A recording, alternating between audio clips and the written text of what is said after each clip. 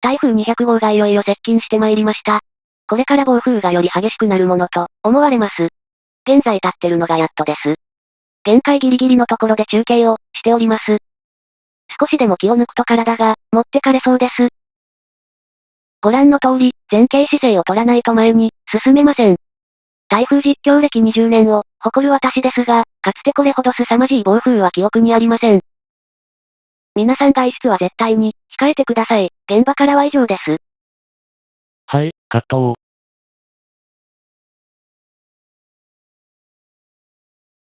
最後までご視聴ありがとうございました。過去作もぜひどうぞ。